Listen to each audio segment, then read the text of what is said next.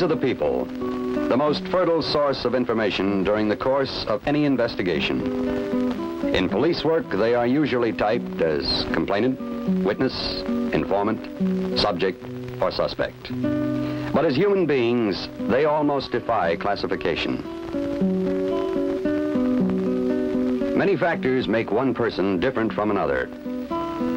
Character, perhaps, or education and interests, age, family background and position, physical condition, and emotional stability are but a few of the other elements that shape personality. And because people are different, their attitudes and behavior vary greatly. No two people can be expected to act or react exactly alike. Each is an individual problem that the interviewer must face and solve. How's it going, Joe? Oh, fine, Mr. Miller. Just fine. Good. We're glad you came over with us. I want you to know that we're well aware of the fact that Empire's loss is our game. Thank you. I appreciate that. You know, Mr. Miller, as I get older, I weigh things more. But you want to know one thing? I'm not too old to act once I make up my mind. Fine, fine. How's this job coming along, Joe? They're measuring out very well. From this part of the conversation, and from the minute or so you've had to observe Joe Quillen, you've learned something about him. But let's say that you didn't have this advantage, and you were meeting him for the first time.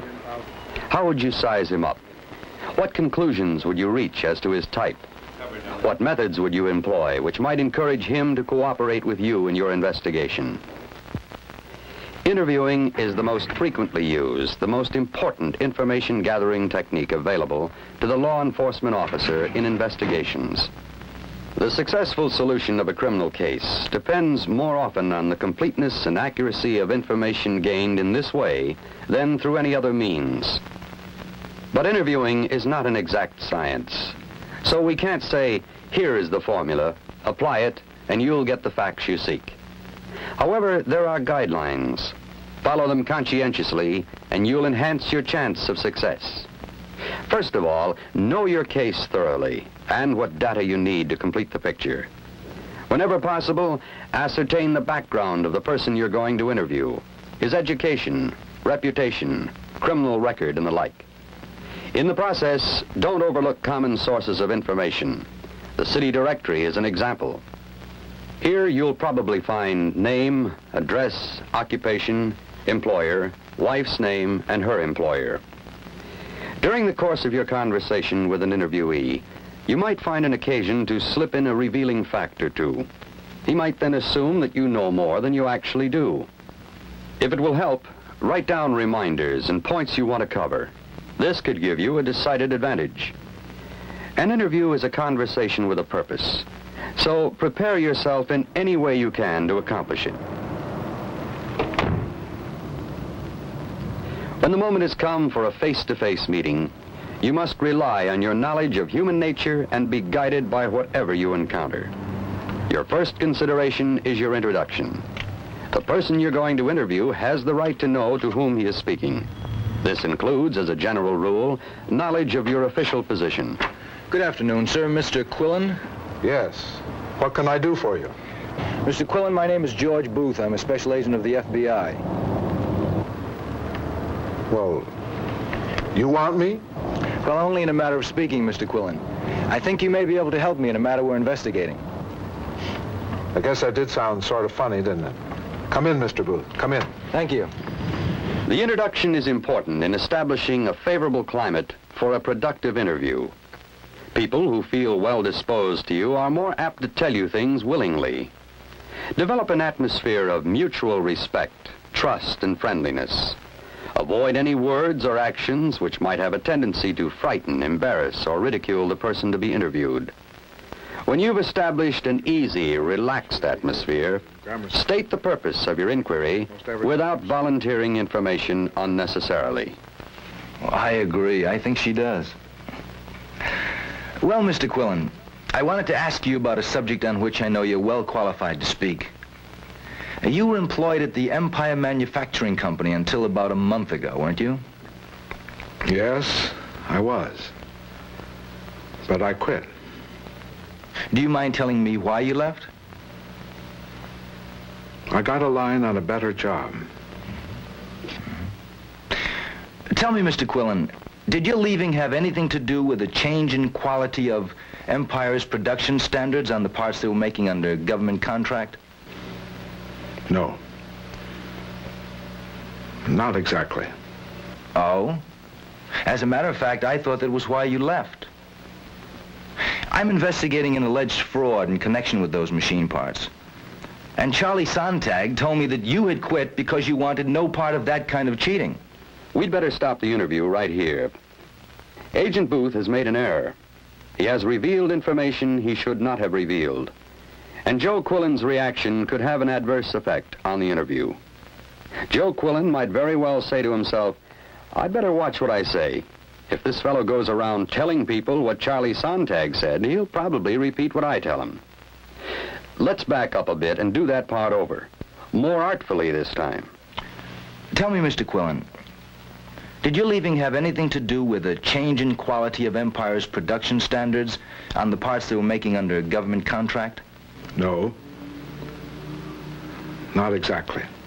Well, Mr. Quillen, I felt that a master machinist of your reputation and a man who's obviously a responsible citizen would rather leave than be a party to the turning out of inferior products. Well, I did feel that the quality of the metal they were giving us to work with had gone down. I figured that the company could not be in too stable a position if they were cutting expenses that way. Did you feel that these inferior metals wouldn't hold up in actual use? I was afraid they wouldn't. Now, mind you, I never saw the specifications.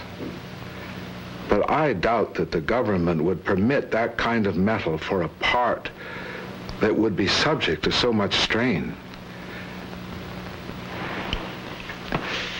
You know, Mr. Booth, that particular connection was subject to thousands of pounds of pressure.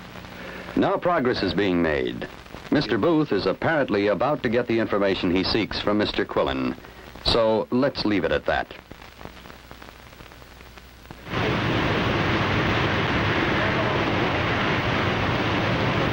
This is Whitey Moore, 16 years old, a school dropout. He places little value on education, but a great deal on wealth. Right now, he has a get-rich-quick scheme, which is not very original. Man, I bet I could get $3 grand for this heap. I bet you could get 20 years, Whitey. Ah, nuts. Look, it's simple. The guy isn't coming for this thing until 5 o'clock. And by that time, I could be on my way to California. You cross the state line and you get a federal rap. Who says so? Look, I just tell him that the guy asked me to take it to California, sell it, and send back the dough. And you think they'll believe that? Why not? It's my word against the guy's, and he's a real creep. Listen, Whitey, you just can't win. Once they got the screws on you, man, you're dead. So send me flowers. One aspect of Whitey's plan worked. He did get to California. About everything else, he was wrong. And his friend was wrong, too. Whitey is not having the screws put on him, nor is he being subjected to anything that remotely resembles the third degree. As a matter of fact, he is being advised at the moment that he does not have to say anything, that anything he does say may be used against him in court, and that he has the right to a lawyer. So I don't have to talk, right? That's right. But it's clear that you have a problem, and perhaps I can help you. Nuts. I ain't got no problem. Well, let's talk about it a bit. Everybody wants to talk to me. I ain't got nothing to say. When did you first come to town, Whitey? 2 days ago. Now, what's that got to do with anything? This is your first trip to California, isn't it? Yeah. So what? Why don't you come out here to get a job or something? Yeah. Yeah, I did. What kind of work can you do? Mechanical, you know, shop work. I'm pretty good with my hands. Have you had much experience in those kind of jobs? Sure. Working around garages and places like that back home. The agent here doesn't seem to be in a hurry to get to the facts of the car theft. And for good reason. He wants to gain the boy's confidence first. He hopes to do this by asking questions which reflect his interest in the boy. When did you first decide to come to California? I've been thinking about it for a couple of years. I mean, I didn't like school, so I decided to go out on my own and get a job. You know how it is. Oh, sure. I can understand that, Whitey. And there are plenty of good jobs to be had out here, but at your age, you'd need a permit first. You trying to tell me that a guy who's willing to work has to get some kind of permission? Yes. If you're only 16. Well, where do I go? Who do I see? I mean, I'm not going to just sit around. Well, you might be able to check into that later, Whitey. But first, let's look into the matter of this automobile. What about the automobile? Suppose you tell me how you happen to be driving this new car. Like I told the cops, this guy loaned it to me so I could get to California. And then he told me to sell it and send back the money. Knock it off, Whitey. Don't lie to me. You stole it, didn't you?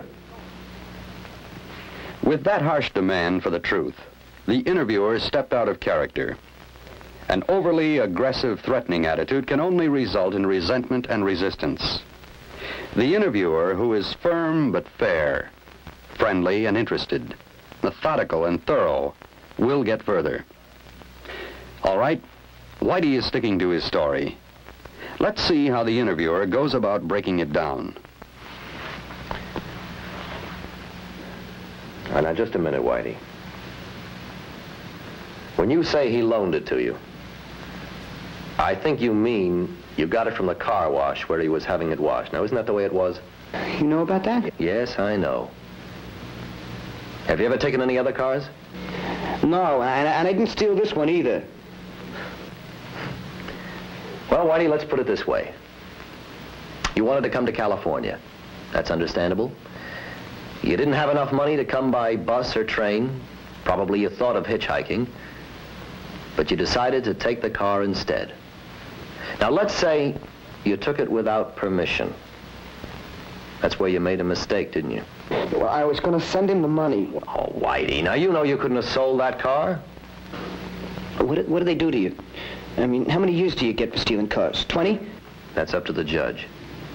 He considers your record, conduct, and attitude, then makes his decision. Oh, if I talk, will you promise to get me probation? There's nothing I can do about that, Whitey. I don't have the authority to promise you anything. Suppose you tell me exactly what happened. Okay. The interviewer allows Whitey to furnish details of the theft. As he talks freely, his words are jotted down in a casual manner. Although notes may be taken without difficulty in most interviews, care must be taken with those few interviewees who may freeze at the sight of the interviewer's pencil and pad.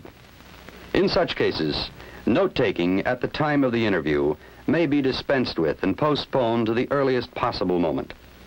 When information is received of particular value, such as an acknowledgement of guilt by the subject of the investigation, consideration should always be given to reducing it to the form of a signed statement of either the narrative or question and answer type.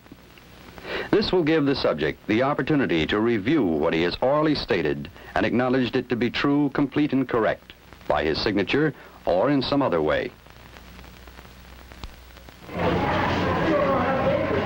This is Ann Finley. She's been at the same window for 10 years. She knows her steady customers by name and can give you complete description of their banking habits.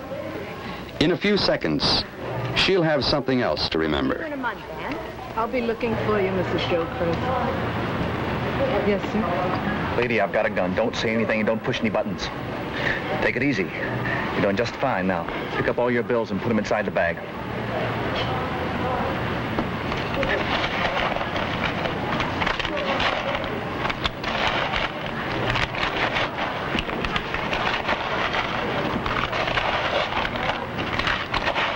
Move, lady.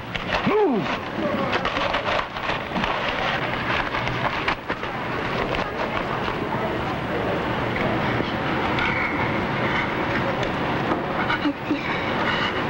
I've been held up. I've been held up!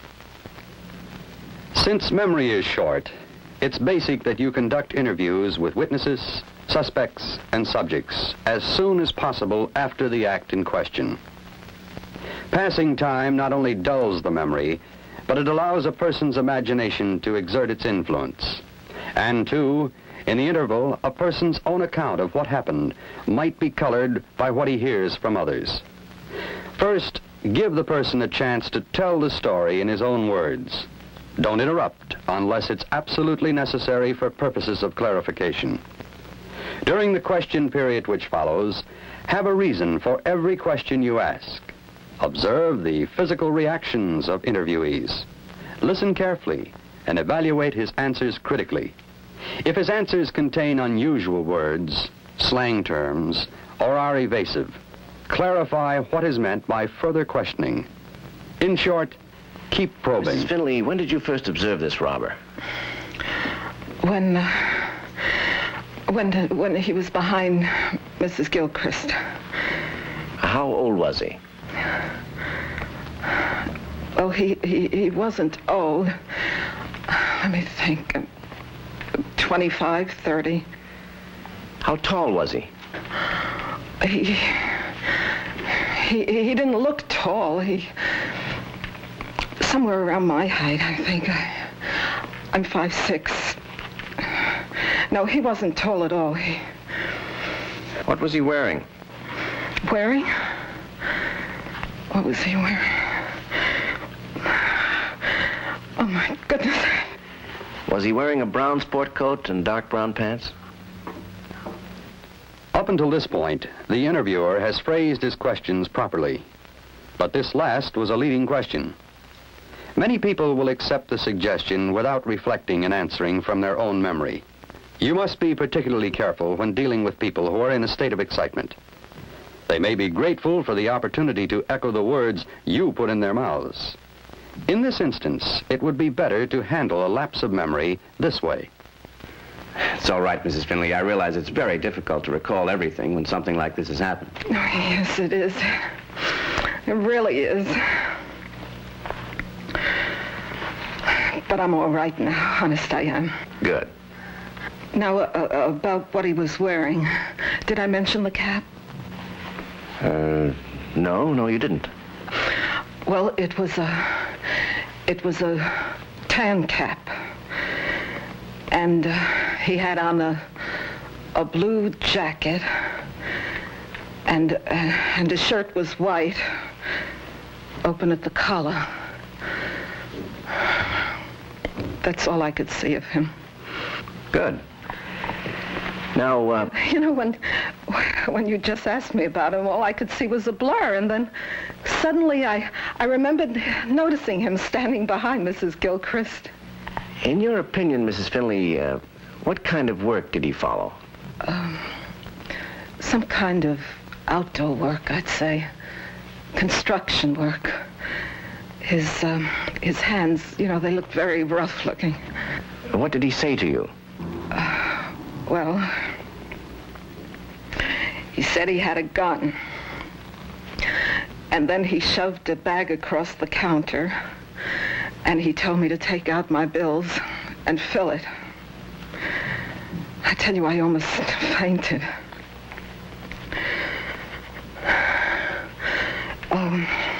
I was all thumbs, and he didn't like it at all.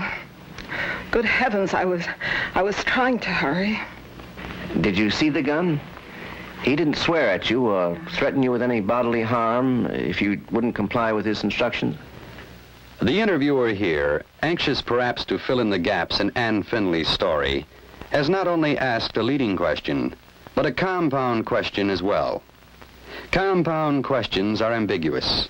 They lead to ambiguous answers.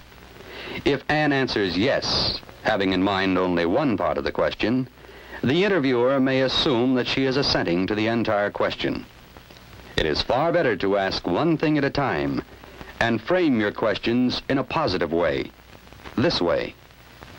Did he say anything else to you? Not that I remember. Was there anything unusual about his speech? No, except that he had a rough way about him. What kind of a gun did he have, Mrs. Finley? I didn't see it. He just told me he had one.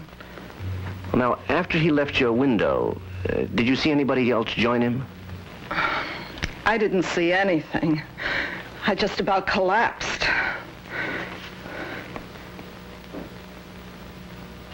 Wait a minute. I did see someone. There was a man. While I was talking with Mrs. Gilchrist, there was a man and he was making out a deposit slip, and he kept looking in my direction. Yes, these are the people. The Ann Finleys, the Whitey Moores, the Joe Quillens. All kinds of people. Cooperative and uncooperative. Closed-mouthed, wordy, predictable and unpredictable. You'll face many of them sooner or later. So what about you? How do you stack up as a member of society? Sincere, courteous, decent, sensitive, understanding, frank? Are you persistent, patient, analytical, flexible, and cautious? Are you a practical psychologist, self-assured and professional? These are the attributes of the skillful interviewer, and they can be acquired by study, practice, and hard work. Remember, there is no law that compels a person to talk, yet he must be properly persuaded to talk if evidence is to be gathered, if justice is to be served. And that's your job.